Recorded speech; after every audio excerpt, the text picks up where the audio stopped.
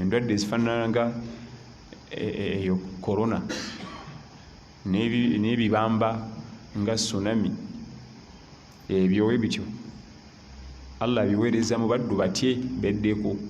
Era bw'otunuulira kati eggwanga lya China lyezzeeko, nawadde bagamba nti n'abakulu batandise okugendako ku mizikiti bakyali balabe ekiri ku muzikiti.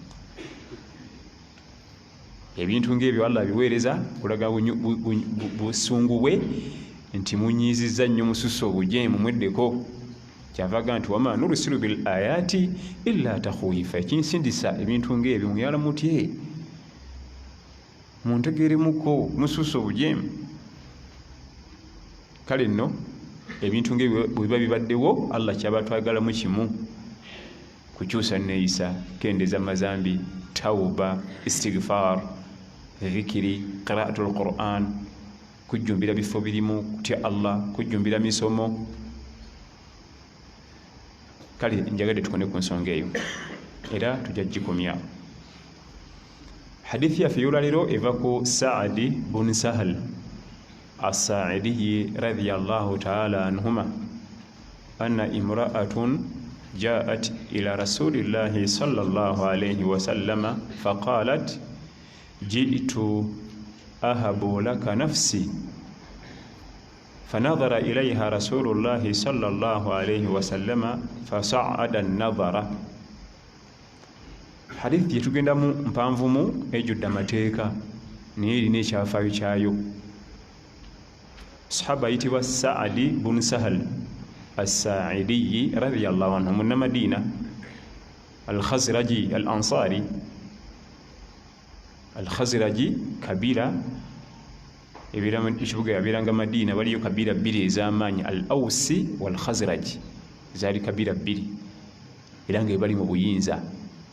Ebifofofo byonna ebyebbeeyi ababituddemu baavanga mu kabira ezebbiri. Waliyo ne kabira endala, Banu Qaynuqaa, Banu Nadhir, naye kabira ezebbiri al-Awsi wal-Khazraji be baali basinga okulabikira mu buyinza. Kati Sahal bun Saadi as-Saaidi radiyallahu anhu ava mu Bakhazraj, ezimu ku kabira ezaali ez'ebbeeyi nabbi we yasengukira okuyingira ekibuga kino eky'e Madiina sallallahu alayhi wa sallama. Taata we Sahaba n'omutabani Sahal naye Sahaba, era baabiranga ne mutabani mu ntalo. Sahal ye mutabani, Saadi ye taata. E Badiri baali bonna, e Uhudi baali bonna nga taata waabeera n'omutabani. Era Allah n'abawa entalo zonna baziyitangamu. Bwe twogera nti entalo tekwabanga kusiika bijanjalo, bwe twogera nti entalo tekwabanga kusiika bijanjalo na kuliisa bijanjalo mpiso, kufa na kuwona, babanga basajja ng'entalo ziba z'amaanyi, si bintu byakunyumyamu bunyumya, abantu basigalayo mayiti ne mubaziika. Naye Sahal yasiramuka lumu ne kitaawe, era bonna babanga mu ntalo ne taata. Atugamba nti lumu baali batudde wa Nabbi sallallahu alaihi wasallama. Jjukira nti okutula ewa Nabbi si mboozi za mipiira na politics, yabanga ilmu, oba masijidi, oba ku lubalaza, oba mu lujja, oba wansi w'omuti. Kasita omubaka sallallahu alaihi wasallama yabeeranga n'abantu abasukka mu omu, tewabangawo mboozi, yabanga ilmu. Ya imma nga balina bye babuuza bo oba nga ye alina byabayigiriza. Batudde awo banyumya ne zireeta omukyala, bamutanga Hawla binti Hakim. Omukyala yajja bamutanga Hawla binti Hakim radiyallahu anha, mujiri baabuze. N'atula we baali n'amugamba nti ya Rasulallah, nze njagala ompase ekindeese wano, njagala ompase. Nabbi sallallahu alaihi wasallama n'amutunuulira n'amutambuzaako amaaso nga bwe gambuka bwe gakka.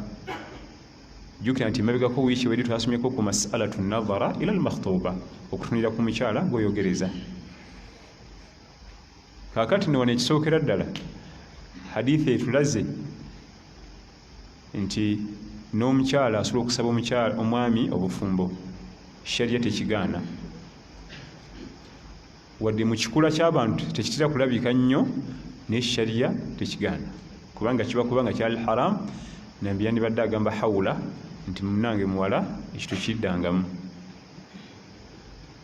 naye omwana omuwala ayage nti jiitu ahabu laka nafsi nze nzize omwoyo gwange gwonna njagala kukwewa ontwale byonna mbeere bubwo nabbi namutunulira fasaada nadhar maaso ne gambuka yetegereza bode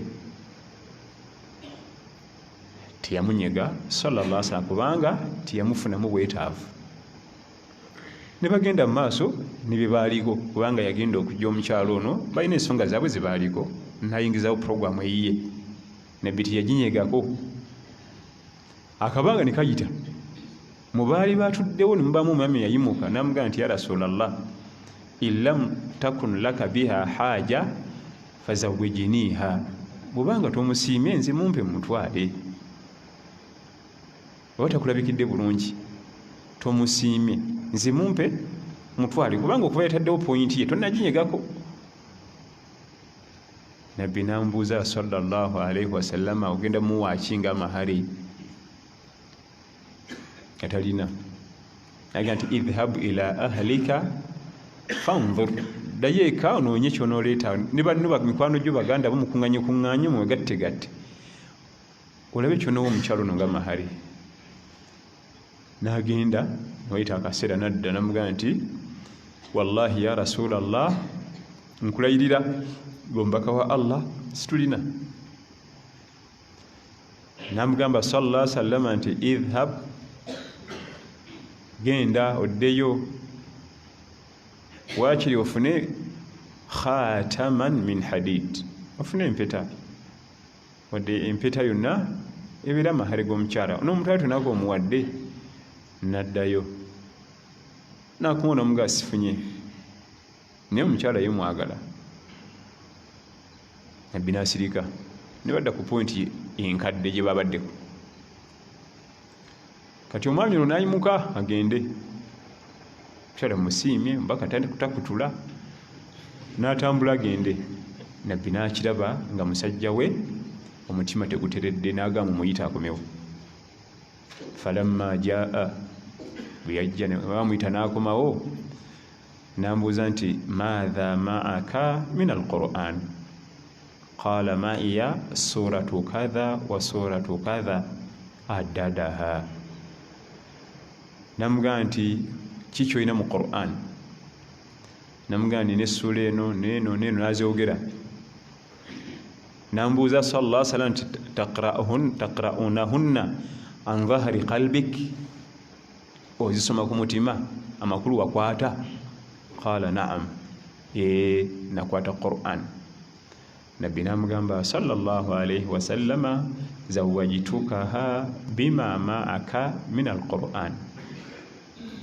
mukufumbiza mu riwaya ezimu amlaktukaha mallaktukaha riwaya imwe nti mallaktukaha bima maaka min alquran mukuwadde omutwale mu bufuzi bwo kiva mu maliki abeere mu bufuzi bwo olwekyo kyolina mu quran tunulira hadithi eno erimu ensonga kamaala ensonga esoose sharia tegaana mukyala okubanga adde asimye omwami namusaba omukwano naye twogera ku bufumbo bwa halal si buseegu na bukaba kikkirizibwa kubanga kiba kubanga kyali haram nabbi yandibadde agamba sallallahu alaihi wasallam nti ya hawula owange gwe muwala wange hawula ebyo tebikkirizibwa mu sharia ekyokubiri tokkirizibwa kwogereza nga munnayogereza kubanga omwami yagamba nti ya rasulallah illam takun laka biha haja omukyalo oba tolina mu bwetaavu mumpe yamala kulaba nga nabbi okwogereza kwe tekugenda mu maaso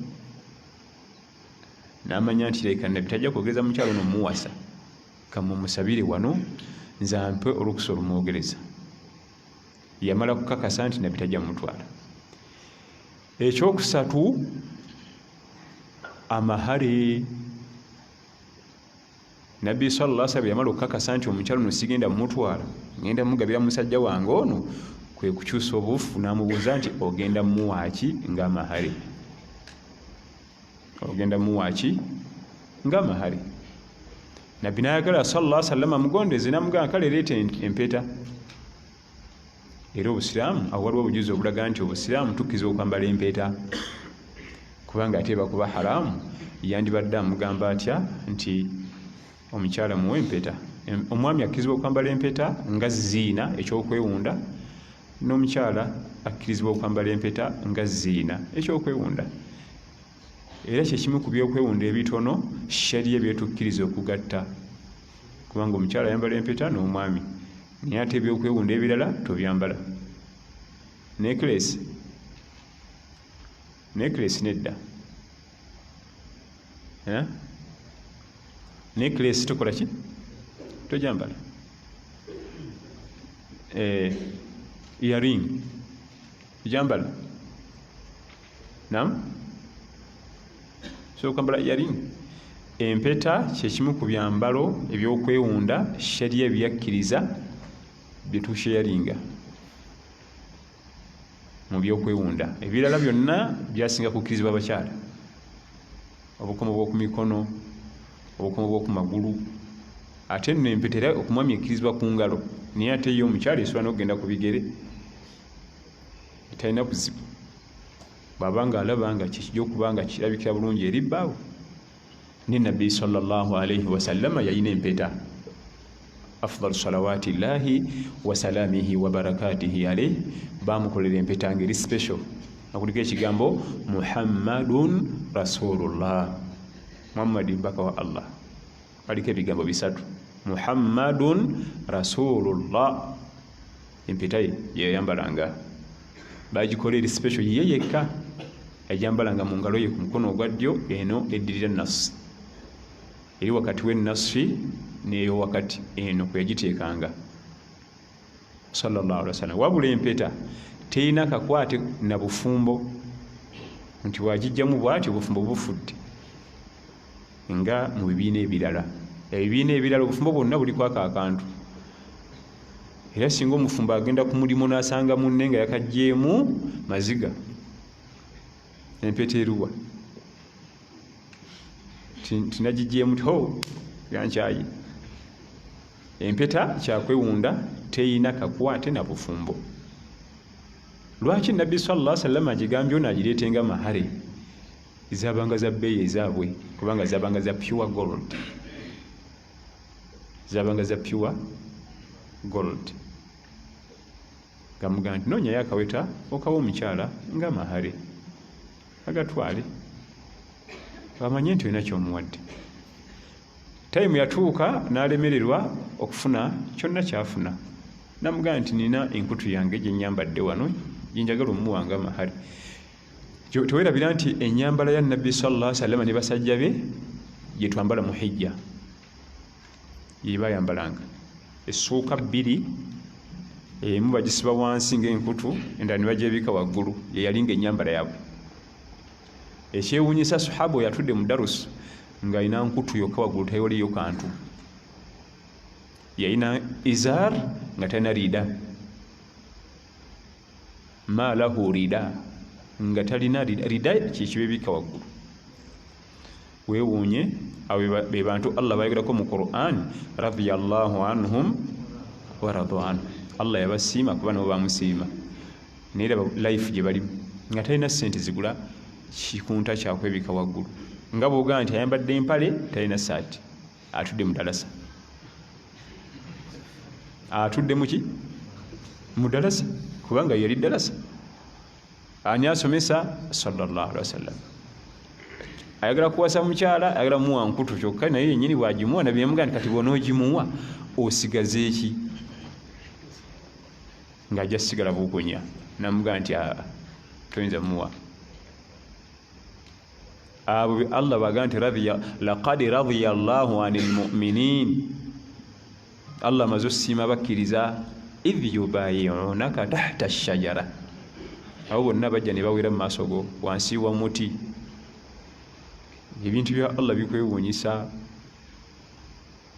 kati weewuunye banijjana bagijja wansi wa kasikirize ka muti gwa ntende, entende teba na sikize kyamaanyi kubanga entende yakulanga muti ogw'ebisansa tiringa muti gwa muyembe ogusakaatira akasikize k'entende k'omuti gw'entende kaba katono tewali essi we bajjajjana tewali tails we bajjajjana tewali indo we bajjajjana Allah naga nti laqad radiya Allahu anil mu'minin idh yubayyi'unaka tahta ash-shajara Allah amaze okusima abakkiriza bajja mu maaso gaabo wansi wa tahta ash-shajara wansi waki w'omuti ne bawera tujja kuba naawe tujja kulwana naawe tetugenda kukulekerera kati nno omuvubuka taddanga wii ya rabbi myaka gino siginangako ku Serena Hotel okulyayo langi bangamba wanyirira okukamala walabye jjana bye bagifunidde wansi wakati tewali esi tewali tails tewali talazo tewali seminti akasikiriza akabeerawo mu muti gw'entende kaba nga namba 1 bweti nga nabbi yekka sallallahu alaihi wasallam yajamu bwati bana bali musana Allah n'aweereza oda nti abo bonna bawadde jjana si bifo ndabika ya bifo nakutemagana nti kyekikulu wabula mutima ebifo si kyekikulu entemegana yabyo n'okunyirira wabula mutima zinjagala ombuulire kijja kitya omusajja atudde mu darusu ya nabbi sallallahu alaihi wasallam ayambadde enkutu yokka wansi waggulu teri ng'edduwa za nabbi sallallahu alaihi wasallam zaanukulwa bwe bibula waakiri Jibuliru agenda nabijja mu katale n'abireeta ebyambalo n'abibayiira awo naye kulaga kintu ebyo si bye bikulu ekikulu kyekirwa kyekyaddako bwe tulaga mu maaso wali ekikulu kyekirwa omuvubuka tuganye nti bwe yalaba nga nabbi takifuddeeko nga kikulu n'atambula gende nabbi n'alaba nga musajja we si mutereeva omutima awo waliwo ekyokuyiga eri bayimaamu waliwo ekyokuyiga eri bayimaamu omusiraamu azze omukolako ensonga ze biganyo ayimusa agenzi togaa nti oyo naye mumaze kubanga yali agenzi nabbi yandibadde sallallahu asaga nti omumaze yamusigala muluma aba abulirayo nagaa nti gundi mupiki omuvubuka oli akomewo siga nti mumaze muwonye nange nina ebizibu byange munoonyeza amagezi bwe yakomawo kakati wane wali obugagga maatha maaka min alquran obwedda nabbi sallallahu alaihi wasallam ayogera n'omusajja nga mugagga muvundu nga tamanyi bwe yakyusa kyano n'ambuuza Qur'ani okwata kyenkana ki ekyamufuula okuba nti mugagga yalina Qur'an era yawasa olw'obugagga bwe yalina Qur'an al-Karim ebigagga bw'edduniya byagaana obugagga bw'omutima obw'okutegeera Allah obw'okuwa obudde ekitabo kya Allah n'afuna byonna bye yali yeetaaga naye ng'obugagga bw'edduniya bukoze ki buganye ekyo nno kiraga ki obuzito bw'ekitabo kya Allah Qur'an al-Karim kalamullah bigambo bya Allah tabaraka wa ta'ala ebitagwa bbeeyi Imam buli watusaze asoma suratu al-Fatiha naye yali ekutamye buli kana kweyongera kuwoomera bigambo bya Allah tebigwa bbeeyi ennyimba bazikuba ne lujjanga lw'amaanyi mu myezi 2-3 toterako bikadde waliwo ennyimba empya z'oteekako lulugjeeko bakoze eki naye Qur'an al-Fatiha naye bagiddamu emirundi 50 tuyinza gaa nti kubanga weebuuze buli kanaku essola 3 magaribi isha ne subuhi bagisoma wali owuliremu akantu konna tegwa bbeeyi eva eba ya bbeeyi maatha maaka min alquran qala maiya suratu kadha wa suratu kadha addadaha olina kyenkana kimu olinawo ekintu kyonna mu Qur'an namugaa nti ye nakwata essula gundi negundi negundi negundi negundi negundi taqra'uhunna ala dhahri qalbika ezo zisoma hifidhu naam nabi namugaa nti mallaktukaha bima maaka min alquran oyo okuba na leero ali mu bufuzi bw'omukyala wo olw'ekyobugagga kyolina ekya Qur'an al-Karim olwo nno amahale wano tutegerera amahale aga Qur'an gakola ku muntu yekka nga hafidh yagaba amahale ga Qur'an so si kitabo ng'ekitabo n'okikwata nti byansa amahale Qur'an era yino twazze nayo nga mpyayo neriko golodi etemagana ne bagisimba omukyala agaba amahale talinaamu kyamanyi mu Qur'an gwe bawa ataagiri wala nnyo n'akwata Qur'an ne bagizinga mu musaala ne bateeka mu kasonda ne biggwa sijeega amahale ga Qur'an ekisookera ddala agaba omwami akkirizibwa okugaba amahale ga Qur'an alina okuba hafidh ayinza okuba nga si hafidh wa nnamba ekitonde nnyo kale juzu 10 ate nga yajidu lqiraa ng'amanyi okusoma Qur'an kubanga okukwata kirala n'okugimanya ogisoma kirala biri ebi biri bibiri osooka n'okwata n'oteeka mu mutwe naye nga tulinayiga kusoma kati bw'omala okukwata ne batereeza by'okutte era bw'obanga osaaza abantu nga togenda nga wa sheekhe kukutereeza by'okutte va emimbali kankuwa ekifaananyi ndasomayo aya nga 2-3 nsome mu nsoma ey'abasomye abakutte Qur'an effe abali ordinary ate nsomemu ne mu nsoma eyakutte Qur'an naddayo ne bayisaako stiri waya tuli fenna bw'aba asoma bwati Qur'an gw'owulira nga musoma bye bimu tekisoboka kyasoma kirala nnyo ku kikyo ihdina sirata almustaqim sirata allazina an'amta alayhim ghayril maghdubi alayhim waladdallin اهدنا الصراط المستقيم صراط الذين أنعمت عليهم byebimu gwe kenyini towulira nti waliwo enjawulo kati okuddayo olulimi olwo addemba luwagale lusimbe bulungi ghayril maghdubi so si ghayril maghdubi قل أعوذ برب الناس قل أعوذ قل أعوذ برب الناس مالك الناس إله الناس من شر الوسواس الخناس الذي يوسوس في صدور الناس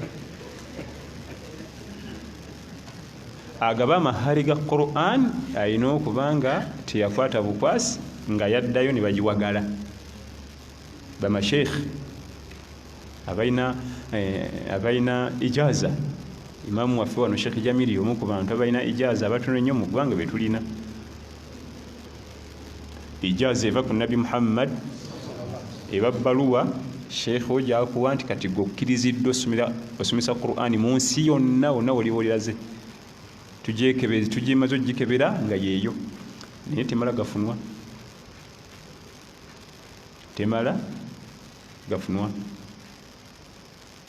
agaba amahale ga Qur'an si kukwata bukwasi nti nawe juzu zange 8 ng'owulula buwuluzi n'obiyiwaawo eteekeddwa okuba nga Qur'an nsajja nga waddayo ne bayisaako sitiruwaya bw'ogenda ebuwarabu bakuwa omusomesa wa hifidh nga mulala ne bakuwa n'omulala agenda okuyisaako sitiruwaya bakuwa basomesa abo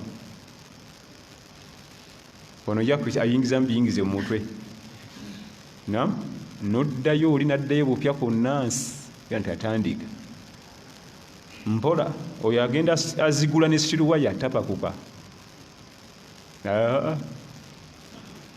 mpola ddayo emabega oyinza okuba nekwapula 2 nomalawo wiiki 2 nga kyakuzza mabega ku lwaki kyagenda okukuwa kyekisembayo kyenjagadde mu ebyo agaba amahale ga Qur'an nti omukyala yasaba amahale ga Qur'an ateekeddwa okuba nga ekisooka ekitone ennyo alinawo juzu 10 mutwe ekyokubiri nga zawagalwa ne zikuutibwa ne sitiruwaya olulimi ne lunywera bulungi olaba Seeka Sudesi asoma al-Fatiha golabanga gwasomanga ye tekisoboka kubanga ye bamusomesa tekiniki engeri gyafulumyamu ennyukuta gwe kyotalina sanga obwana obutonga buzannya akaana ne kagenda kasomamu katono ayemu bweti neneekanga nnyo nenkabuuza ogambye eki mbadde nga nti alamu tara wangi alamu tara nemmanya nti bamusomesa tekiniki so si alamutala mukulaba olabanga byebimu alamutala byebimu alamutara tekiniki eyo ye baba bagimusomeseza nemmanya nti omwana ono bamusomesa tekiniki so simuwa bwe tugende nam mulembe guno twafunye ku mukisa kati tulina abantu basoma ku Qur'an ensajja era kati Uganda yemu ku nsi ensomiza Qur'an sebo wano mabigako wano ng'ogyeko Misiri ng'ogyeko Abawarabu Nigeria badde bakyabeefuze nankani yonna naye kati alhamdulillah ne Uganda eyogerwako mu kuba n'abantu basomera Qur'an abalungi abavubuka omugigi ogujja new generation niyo basomera Qur'an ensajja ddala tusa Allah tabaraka tusaasire amahara gagabwa mu Qur'an gwego ekyokubiri agamuwa gaigalwa kugimusomesa era waliwo riwaya eya Abi Huraira tuallimuhunna ogenda kumuyigiriza omukyalo yo Qur'an ekimukwesiza amahari ga Qur'an gwogimanye tagimanyi omuyigiriza naye ffe bagaba kitabo naye nga agaba Qur'an niyo gwe bagabira bonna angaazi tewaliwo ina life ya Qur'an al-Karim nam tulabye nti sahaba yali mwavu byonna ne bigaana naye ate reba Allah tabaraka wa taala atulaga nti ono naggagga bijodolo kubanga yahfaz kitab Allah nga tumaliriza hadithi eno owekitiibwa Omar ibn al-Khattab radiyallahu anhu agenda alambula amasaza we yabeerera amiri yatambula n'omuvubuka muddugavu kati n'atukako mu ssaza erimu bambulira ebizibu bye balina mu ssaza eryo ne bamugamba nti tetulina musomesa wa Qur'an ekimu ku bitutawaanya wano waffe mu ddiini yaffe tulina musomesa wa Qur'ani bwe yayimuka okwogera n'agamba nti muŋŋambye mulimu okuba nti mulina musomesa wa Qur'an ngenda balekera omwami ono asigale wano ne balaba bubi era ng'alinga bayisizaamu amazzi omusajja muddugavu oyo omusajja ssebo gwani gwolekera oyo n'abaga nti la ilaha illallah yahfaz kitab Allah mumuli bulangi onaakwata Qur'an hafidh wabbeeyi muve mu byalangi ono omusajja gwe mulaba muzito nnyo kubanga okukwata ekitabo kya Allah kitegeeza ki kubeera mukwano gwa Allah obudde obusinga obuwa ebigambo bya Allah sinza kugenda mu bulungi bwa kulaga kukwata Qur'an naye oluvannyuma bagenda okumaliriza ne basiima omusajja omuddugavu bwe yabalekera ng'amanyi Qur'an hafidhul Qur'an asoma bulungi ayatula bulungi mukakkamu kubanga Qur'an bwejja mu bulamu bwo olina okukakka nekukakkanya ekukuba buno bwonna ebukoonakona ne buvaayo eno gye buli ebudda mu position era we busigalayo tebeerawo ti hafidhul Qur'an naye emikono giri bwe giri atambula mu luguudo abaddan teyinza kubikulekamu wegiremerayo ojja sigaza emikono gyo yeegende ekujjamu amalala matanta binankani nekuteeka buteesa tusaba Allah tabaraka wa taala aleme tujja mu bulamu buno obwensi okujjako nga tukombeza ku kiwomberezi kya Qur'an al-Karim wa barakallahu fikum wa jazakumullahu khair.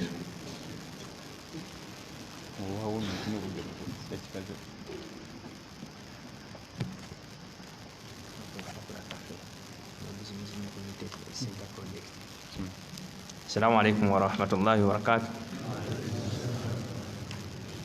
Abuuza mu hadithi tulaba omukyala nabbi gwagaba nga taliiko bamufumbiza lwaki? Barakallahu fikum. Ekyo kyali kikirizibwa ku ye. Esooka mulimu ebirala bye tutakonyeeko. Ekyali kikirizibwa ku ye sallallahu alaihi wasallam kubanga oyo taata wa umma ate bakyala be bamaama wa azwajuhu ummahatul mu'minin nga Allah bwatugamba mu Qur'an bakyala be bali mu kategore y'okuba nti bamaama baffe ye taata yagaba era yamugaba ekyokubiri era yasalira mahari ate ffe situsalira kubanga ate yasala mahari koolwo n'agamba nti malakutukaha bima maaka min al-Qur'an malaktukaha mukuwadde ali mu bufuzi bwo olw'ekyo kyolina mu Qur'an, oba zawwajtukaha ankahnakaha bima ma'aka min al-Qur'an. Riwaya nga bwe ziri ennyingi ku nsonga eyo. Ebyo biri kuye kubanga ali mu kiti ky'okuba nti ye taata wa umma, ate bakyala be Allah n'atugamba nti wa azwajuhu ummahatul mu'minin, ate bakyala be bali mu umbrella y'okuba nti bamaama babakkiriza. Naam. Abuuza senga omukyalo omuwa amahala agafaananako bwe gatyo ne wabaawo obutakkanya ye nga ayagala okweyambulula agazza atya? Kakati ebiseera ebisinga amateeka ga sharia gagamba mu kweyambulula nti amahale gakomawo, ate era ne batusaba tugasonyiwe, gamusonyiwe, si teeka nti genda kudda era ogamusonyiwa kye kisinga obulungi, nga Allah waga nti wa intaafu aqrabu littaqwa. Okusonyiwa kiraga nti mu mutima gwo mulimu okutya Allah, gamusonyiwe.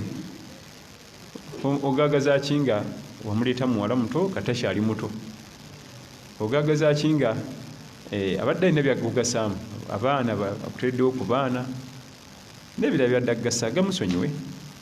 Si kirungi gateeka ku nninga. Jamaani, eduniya eno Allah yakola obufumbo. Osanga omwami n'omukyala nga baasobola okuteesa ne bazaala abaana 3, naye nga kati bakyasobola kuteesa gulira mwana lugoye, sente baziteeka ku poliisi. Nti mwana sente zanagula olugoye n'ezeddwaliro azitwale ku poliisi, omukyala gyajjo zikima. Ya subhanallah, nze ekigambo kinneewuunyisa nnyo. Bwe mwateeseza muzaala abaana bameka? Kubanga okuteesa kwa maanyi. Ne muzaala asooka ne mumuteeka wali, ne muteesa, ne muzaala owookubiri ne mumuteeka wali, ne muteesa okugulira esente za medico, omwami alina zitwala kuki? Ku poliisi, baziregisitalinge wali, kati no najja azikole ki? Eyo omwana wange ssebo nnyabo ajja ati tuyambe tetutukanga ku leve eyo, tutunuleko wawanvu mu maaso. Oli najja omuvubuka omukyala azze kulopa bba n'omugamba nti genda omugambe bwoti ne bwoti nti anzisobola kumugamba, gamba we ennamba yiwe mujja omumugamba. Ti mwina abaana bameka? Nti 5. Wakyaliwo kyotasobola kumugamba mu nsi muno? Wakyaliyo kyotakyasobola kumugamba? Awo tetutuukangawo, tunuleko wala era tulowooze nnyo biidhinihi tabaraka wa taala. Okulowooza ennyo n'okutunulako ewala kitera okuleeta ate okutegeera, obwongo ne buzukuka. Omwana wange nze namuzaala, sente za medico mbate nziteeke ku poliisi. Waliwo webaziresitalinga bateekawo ne date n'essaawa n'olunaku. Tisinga mukyalo naneeziigana mu maaso eyo nti obuzibu buva ku ebyo, nga baga nti zino yazireeta, zirabye ne wano yaleeta, ne wano yaleeta, ne wano. Nga lwaki tutuuka ku ekyo kyonna? Omwana omusaayi gwange ngulumye bwe ntyo, ya subhanallah.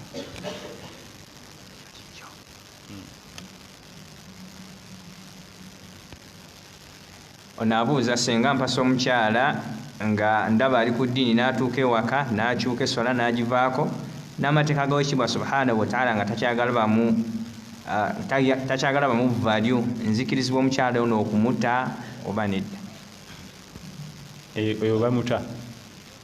Oyo omu ku bakyala be tugabira ttalaka. Wabula ate abamu ku bakyala be tutawa ttalaka be b'omulembe gwaffe. Wamusanga tayambala, ali mu bintu bye bigoye bubuntuntu buli awo, ebisola si byaliko, naganze masituula. Olw'okuba nti aba ayambadde bubi, omulaba mangu ekikula n'omwegomba, ajja muyigiza essala, ajja muyigiza hijab. Oyo tebamuta. Bw'otuuka eyo mukazi tasaala, tayambala ng'obusiraamu bwe bulagira, ngenda kumuta. Era wamusanga tasaala, era wamusanga tayambala nga busiraamu. Oyo talina gy'alaga, wamusiimirayo ng'omanye embeera ze. Kati abamu kye bakola, bw'alaba ng'otandise okujja mu layini ng'agula jiribaabu, n'atandika n'okugenda mu muzikiti ne mu ddalasa za seeka kiti. Omukazi alina n'eddiini, tava mu ddalasa, kumbe naye alina byakola ki? Byabala. Nga tugolola makanzu, nga tugenda enkoko nga tuzirya, nga tumugjayo. Bw'amala okukulabamu bw'ati n'amala okutunuulira nga n'engoye oziggyemu na biki, ng'addayo ku oliginizize ez'okwambala obuntuntu n'obutasaala. ate ng'otandika kuddukira mu baseeka talina gy'alaga bamusanga bw'otyo. Naye gw'osanze ng'ali ku ddiini enywevu ayambala bulungi singa kamutanda n'agala obisuulawo oyo tetulina kigambo kirala kubanga adduka ddawa ava ku origini kwe twamusanga. Naye ebiseera ebisinga bw'olaba batuleetera emisango mukazi tasaala yesimanyi ya rabbi imaamu mukazi ogenda omubuuza nga bye yamusangamu era teyali takola ki walekawo abasaala mu muzikiti n'ogenda mu saaluuni, walekawo abasaala mu muzikiti n'ogenda mu bazanya komedi. Kaakati ate kati otandika okulaajana oyo talina gy'alaga.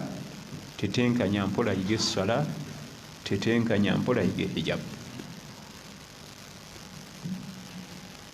Ono agamba nkola mu supermarket nga customer care, senga omuntu ajja n'ambuuza awali firiji y'omwenge enzikirizibwa gimulagirira oba sigimulagirira? Nedda, okulagirira omwenge we guli oba ekirabo ky'omwenge we kiri obalibwa mu banywedde, sina mu supermarket mwokka. N'oba oli ku kyalo otambula ne wajja wano ebbala eri sayidi ki isaka lina eri eyokusatu wete ku left awo nawe oba onywedde. Simanyi weeri tambula ogende tolagirira. Wataawanu ala albirri wattaqwa wala taawanu ala alithmi waludwan. Allah tugaana okuyambagana mu bikyamu n'ebirimu obubuze n'ebirimu amazambi. Totuyambagana mu ebyo, tuyambagane mu birungi. Singa oli akubuuza ddwaliro weeriri, akubuuza obatunda matiriyo z'essomero ebyo ebintu naye mbu mwenge n'abasawo Baganda nazze kuno bange kuliko jjajja Kanoonya okuva e Hoima mutegedde ekipande ojja kiraba kirira bakiringa ku luzzi jjajja Kanoonya okuva e Hoima n'obuuze Hoima waliwo kiki ekiri ennyo ekiri awo. Abuuza nzikirizibwa okuleeta basimala ne isti'adha, okuleeta isti'adha ne basimala nga sinnaba kuleeta takbiira eggulawo esswala?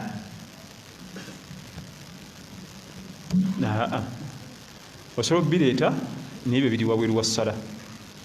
Ne mu ssala mulimu ebyamu, mu ssala munda mulimu ebyamu ebitandika suratu al-Fatiha.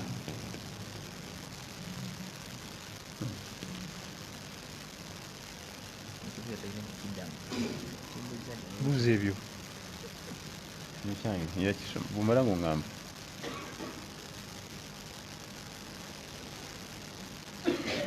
Abuuza senga mba nga nnyingidde esswala wenjiyingiriridde nga baleeta nga imaamu amaze suratu al-Fatiha nga balina leeta ekigambo amiina. Abuuza nsooka edduwa eggulawo esswala oba nsooka amiina oluvannyuma ndeeta edduwa eggulawo esswala? Bw'omala okuyingira esswala ng'osanze imaamu ayimiridde n'oleta takbiratu al-ihram oba olina kugenda n'ebibaliko kubanga era singa obasanga ku maviivi n'okuba takbira eggulawo esswala toyinza kusoma dduwa eggulawo esswala. Era bw'omala okuba takbira eggulawo esswala okuba egenda ku kifo we bali. Wano waliwo ebintu bibiri. Ekisooka buli wosanga nga imaamu tali mu kuyimirira alina ekiyungo kyaliko oba olina kuba takbira mmeka? 2. Osooka n'okuba eggulawo esswala n'oggulawo n'oyingira kati n'okuba egenda ku kiyungo waali. Abamu bakuba emu yokka egenda ku kiyungo. Ekyo si kituufu. Ekyokubiri wootusanga we tuba tuliwo oba ogenda naffe.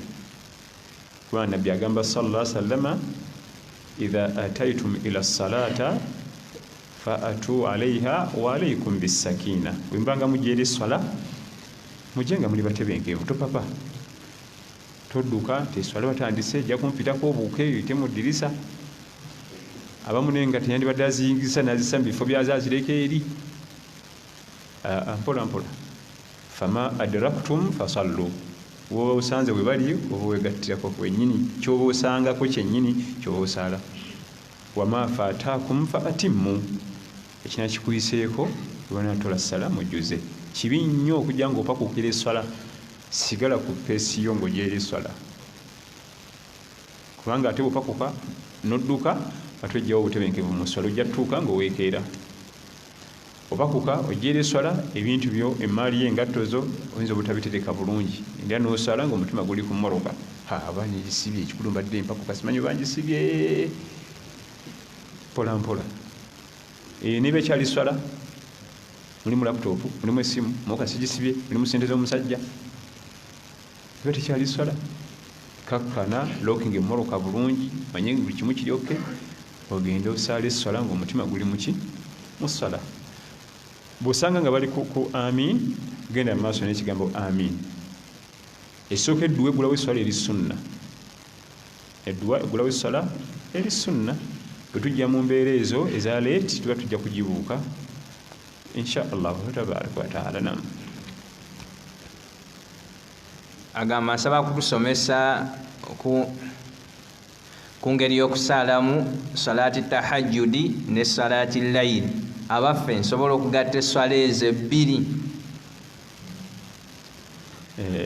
Esswala eya layiri erina amannya mangi, eri emu erina amannya mangi era amannya gakyuka okusinzira w'ogitadde.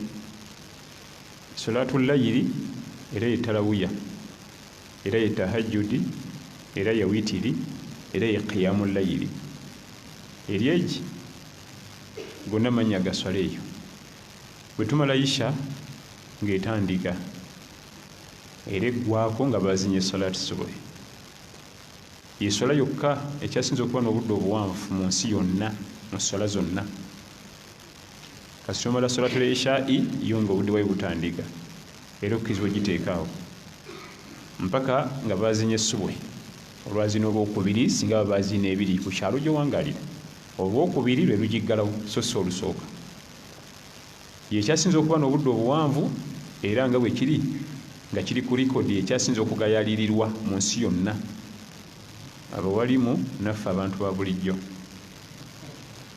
Ye ekyasinza okugayalirirwa ng'oweebuuze wakomadde ogisaala tombuulira ne muno tomugamba weebuuze wewe ansi ojja kulaba nga kyetwogera kyekiki kyekituufu ekyasinza okugayalirirwa naye ng'erina obudde buwanvu. Kati bwe tugenda mu Ramadan ng'efuuka tarawih eba mu jjama mu masigiti. Ramadan bweggwawo ng'erinnya liyimirira. Bw'osaala nga wakamala salaatu l'isha eba salaatu layiri. Bw'owebakamu ng'efuuka tahajjudi kubanga tahajjudi kitegeeza okwebaka otulo ekiro n'ozukuka n'osaala. Wa min al-layli fatahajjad bihi naafilatan lak, n'ekiro eyo zukkako osaleyo ku salaatu tahajjudi. Tahajjudi kitegeeza kwebaka. Tahajjudi kwe kumala okusala isha ne weebaka otulo twennyini n'ozukka n'osaala gye bata tahajjudi. Ate qiyaamu layiri kitegeeza swala ya kiro nga mpanvu kubanga qiyaamu kitegeeza kuyimirira. Ekyo kiri ku bahafidh abakwata Qur'an n'asoma ejuzu nnamba oba kitundu oba ng'ayimiridde. Ekigitumisa qiyaamu layiri obudde bwayo businga oba oyimiridde ng'osoma Qur'an al-Karim. Ezo nno ze zimu ku swala ezitamala gafunwa kubanga olina okubanga tajidu al-qiraa omanya okusoma Qur'an ate onoosoma Naasi ne Falaki buli kaseera ezo ziggwako mangu tabbati yada. Ate buli oba nga togenze kusoma wa sheekhe eba tekuwoomera oba tofuna ladhatul Qur'an, ekiwumirizi kya Qur'an. Ekimu ku bitulemesa esswala eyo bwe taba mikwano gya Qur'an eba tekuwoomera. Naye ate obeera mukwano gwa Qur'an essuula ogisoma n'owulira ng'ewoomeddwa n'ofuna amaanyi n'enkyaga kuyimiriza oyeddemu owoomere ku Qur'an. Kati amannya ago gaswala emu. Qiyaamu layiri kitegeeza kuyimirira nnyo ekiro ng'osaala n'oyimirira kiwanvu ng'osoma Qur'an. Salaatu layiri nga wakumala isha nga tonneebaka. Tahajjudi nga sitoweebaka n'ozukuka. Witiri eyo bamuyita overall supervisor ayingira ku ezo zonna. Ayingira ku talawuya, ayingira ku qiyaamu layiri, ayingira ku tahajjudi, ayingira ku layiri. Bonna ayingiraku. Kati amannya ga swala emu gaawukana kusinziira gwe w'ogyagadde. omubaka sallallahu alaihi wasallam ye yasinga ng'okusaala tahajjudi yasinga ng'okukozesa, era tahajjudi yagendanga mpaka ku subuhi. Bwe yamala nga tahajjudi teyebakanga kubanga yagendanga ng'ogimalako nga subuhi etuuse. Nam era yesinga okubanga nnyangu, naye bw'osala tahajjudi nti atoddeyo webaka otulo, ate subuhi eyinza okukola ki? Okuyitako. Salaati subuhi eyinza okuyitako. Naye nga tahajjudi nnyangu nnyo, lekayo eddakiika 3 nga subuhi tebannagyaziina, osaleyo raka 2-3. Kyemanyiize olekeyo eddakiika 3 nga tebannayaziina subuhi, otekewo raka. Kati singa ozuka saa 11 oba ojja kusanga salaatu tahajjudi, oba ojja gisanga obudde bwa bukyamala. Ate tonna nona kyosalwa, kyolina kyosalwa n'emirimu gyo tegikwatwako, bal ate oyongera kufuna baraka ez'okukeera, kubanga yatugamba sallallahu alaihi wasallama, burika ummati fi bukuriha. Allah tabaraka wa taala yateeka emikisa gy'ekibiina kyange mu kukeera. Yatugamba sallallahu alaihi wasallam emikisa gy'ekibiina kye ategeeza ffe giri mu kukola ki? Kukeera kumakya, kukeera. Olidde nvubuka muto saa 11 akyali mu buliri, oli mulwadde, ononyaga lwadde mpozi. Omuntu yenna aweza saa 11 ng'akyali mu buliri, kizibu okuwona endwadde z'omutima gy'alagayo mu maaso. Ebyo simanya masaafu, omutima gutudde mu masaafu, gutudde mu mazzi mangi. Ezo saa tebabeera mu buliri, balwadde babeera mu buliri. Omuntu yenna agenda okuba successful fi dunya wal akhirah, ezo saa tabeera mu buliri. Yogerako ne bannagagga bino eby'edduniya bino, ng'ezo essaawa akyali mu buliri, abaddan. Naye ffe banaku oyagala webake, onoozuukukira nga Land Road akonkoye, abalala Land Road abazuukusa, mpa ssente zange. Kati bwe kiba nga okufuna edduniya olina kukeera bw'otyo, ate akhira. Bwe kiba nti okufuna edduniya olina kukeera bw'otyo, ate akhira. Nga mmaliriza, emikisa gyange naawe gitandika ku saa 10 nga bukya, va mu buliri. Oba olina omulimu oba tolina. Nze simanyi omuwalimu mulungi mu irimu nga ssaawa 10 abeera mu buliri. Simumanyi. Simanyi omuwalimu asoma Qur'an neetuwoomera n'owulira alhamdulillah nga saa 10 abeera mu buliri. Alirida. Kubanga obwo bwe budde obutuufu. Yatugambye nti inna nashi'ata al-layli hiya ashaddu wat'an wa aqwamu qila. Obudde obw'ekiro obwongo buba active, era buli kyokola tomenyekana nnyo, kiyitamu mangu. Bw'oba olina kitundu kibadde oirivisinga mu Qur'an, katono nnyo bwe kati wekimaze. Wena hadithi gye wadde oyisa mu maaso, katono nnyo bwe kati. Twasomako ku kyafeyo kya Imamu Malik, Imamu Shafi'i we yakyalira mukwano gwe nga taliiyo. Naye abaana ewaka yali yabanyumiza ddala muzeeyi. Muzeeyi yanyumiza batabani be nti Makka waliyo imaamu w'amaanyi muyirimu, asula asaala, asula alya katini nnyo. Akati bwe yajja nga abatabani be baliwo, bali bavuka bakuze. Nabagamba nze Imamu Shafi'i. Kati okuba ebidda byali nga bizibu, bw'ojja okukyala oyinza okumaze wiikisi 2 mu ddungu nga alina osusula. Abavuka ne bamumwanyi nti waba Imamu Shafi'i katulabe. Ne bamuwa emmere y'abantu nga 4. Baatugamba alya katono, ate obusiraamu tebukkiriza kuleka mmere kuki? Katulabe wanaabigatta ezo hadiisi. Ne bakwata n'ezinzimya y'amazzi ne bagimuteerayo. Bagenda okukima essowaani ku makya nga tekuliko wadde akantu. Bagamba nti batufeera. Oba omusajja mulala ono oli baatugamba alya kaki? Emmere y'abantu 4 yagimazeewo. Wakebera zinzimiya bali bazeemuze okusa subuhi ng'amazzi ga wuzu teyagakutteko. Yatugamba mbu asaala ekiro, yasadde talina wuzu, amazzi gaagano teyazikuse kusaala. Imamu Shafi'i n'addayo. Kati musajja mukulu bwe yakoma batabani bamugamba nti waliwo omuzeeyi yazze wano n'atugamba mbu ye Imamu Shafi'i. nebyo watugamba byonna yakoze byawukana tibitya yalidde emmere y'abantu bana ate mbu abasomi bayirimu bali akatini twakyewunyiza ate teyasadde ekiro n'abagaa nti osi Imamu Shafii gwe mmanyi oyo mulala Imamu Shafii alina osaala ekiro ali akatini nti yatugambye nti ye Imamu Shafii bwe yamusisinkana namugaaga wajja eka nti najja ne baŋŋamba simanyi ogenze Bagdaadi ti nga ate abaana baŋŋamba ebintu nti biruwa wali emmere y'abantu bana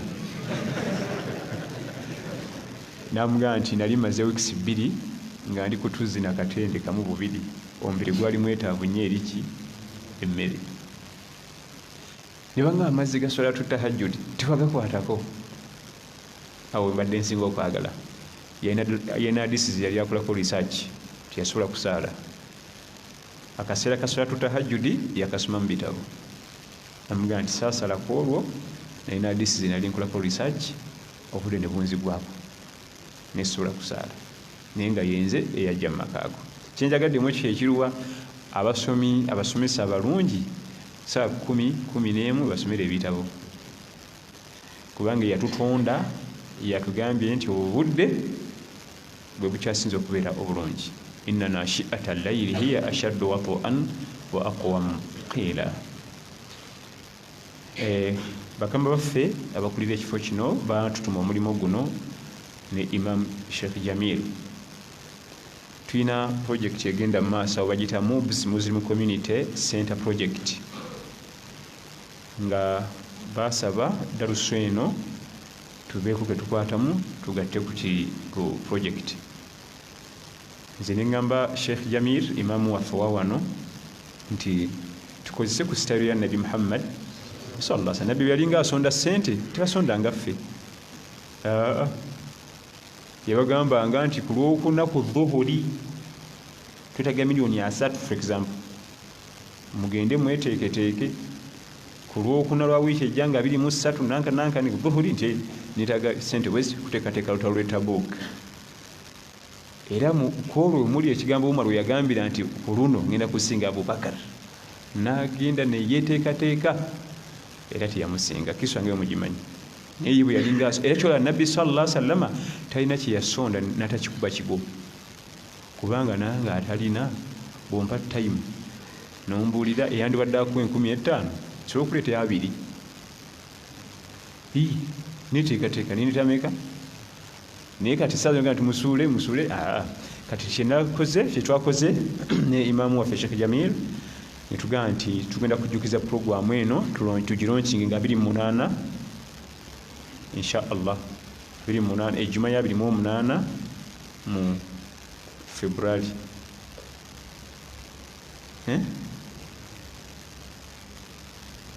ani yemulugunya